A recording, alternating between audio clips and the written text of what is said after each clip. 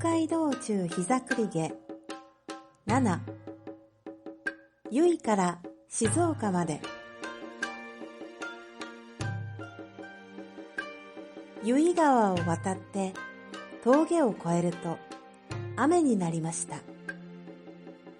カッパを着て傘を深くかぶって急いで歩きましたから、有名な田子の浦も全然見ることができませんでした。江尻を過ぎてようやく雨が止みました。やじさんと北さんの前を客を乗せた馬が歩いていました。その馬方が二人を見て言いました。あんたたちも江戸から？俺は昨日も今日も江戸から来た客を乗せているんだ。江戸の人はみんな親切だね。はあ、そうですか。昨日の客は静岡から江尻まで300で乗せたんだよ。でもそれじゃ安いと言って500もくれたんだ。その客は俺に酒を買ってくれて、最後にまたお礼にと言って200くれた。いや、俺はね、江戸の客が大好きだよ。馬の上を見ると、客はいびきをかいて寝たふりをしています。お客さん、馬の上で寝たら危ないですよ。馬方が言うと、客は目を開けました。ほあ、馬が遅いから寝てしまった。私は昨日も今日も馬に乗っているが、昨日の馬はよかった。馬方もいい人だった。三島から沼津まで150払ったが、彼は、速い馬ですみません。こんな馬の上では安心できなかったでしょう。と言って、代金を全部返してくれた。それから、お尻が痛くなったでしょう。と言って、馬を降りてちょっと休んでいるときに、酒を買ってくれた。とてもいい馬方だったよ。それを聞いた馬方は、すっかり黙ってしまいました。やじさんと北さんは目を合わせて笑いました。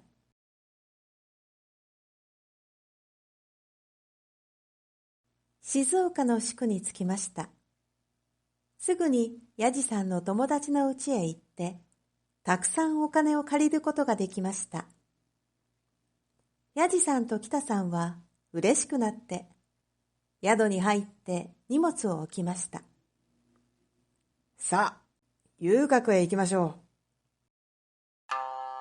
う。安倍川町に遊郭の大門があって、三味線の音がにぎやかでした。江戸の吉原と同じで、いろいろな人がいました。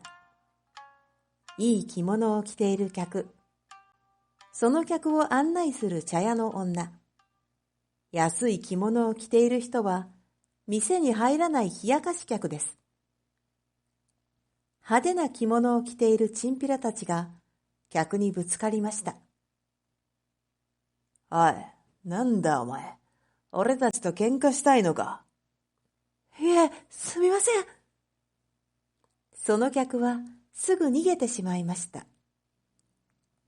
チンピラたちは、格子の向こうの遊女たちを見て、その顔や着物について悪口を言い始めました。やじさんと北さんも彼女たちを見ました。そんなに悪くないな。よし、ここに入りましょう。私は壁側の子にする。お前は？とやじさんが言いました。じゃあ、私はあの子。と北さんが言いました。他の客に続いて店に入ると、すぐに店の男が二人を2階に案内しました。見ると、部屋には楽器や花があります。吉原のちょっといい店とほとんど同じです。でも、ここは酒や食べ物が別料金でした。ヤジさんは男に酒を頼みました。やがて選んだ遊女たちが来ました。ヤジさんの相手は小笹野、北さんの相手は伊佐川という女で、どちらも派手で高い着物を着ていました。小笹野は笑顔でヤジさんにタバコを勧めました。でも、伊佐川は顔を歪めて言いました。腹が立つ。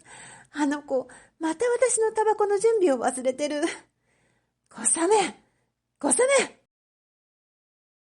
遊郭の遊女は、客と恋愛ごっこをして、客に女の扱いを教えます。初めて来た客には、自分が火をつけたタバコを勧めて、それから結婚式と同じように、同じ杯でお酒を飲むのがルールです。そのタバコを見習いの娘が準備していなかったのです。小雨が走ってきて言いました。今、吉野家さんから、磯路さんが来たと。小笹の姉さんに用事があると言っています。私ね、わかった、今行くわ。小笹野が言いましたから、ヤジさんは慌てました。ちょっと、ほら、酒が来たよ。あら、じゃあ、お酒を継ぎますね。今からあなたは、私の夫。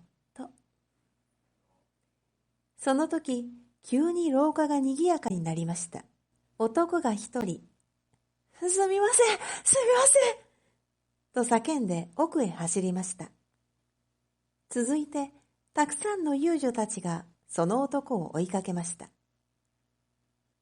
北さんが、何あれと聞くと、伊佐川が答えました。なんでもないですよ。誰かが浮気した客を見つけて連れてきただけです。遊女と客は一度仲良くなったら夫婦と同じで他の遊女と仲良くしてはいけないのです。浮気した客は遊女たちに恥ずかしい罰を受けなければなりません。これは面白い。ヤジさんは襖を開けて廊下の奥を見ました。大勢の女たちが一人の男を囲んでいます。あなた、ずっとこっちへ来なかったのに、銚子屋の女のところへは行っていたのね。常夏姉さんはずっとあんたを待っていたのに、他の女に通っていたなんて、姉さんが怒るのも当たり前よ。客は田舎臭い中年男でした。すみません。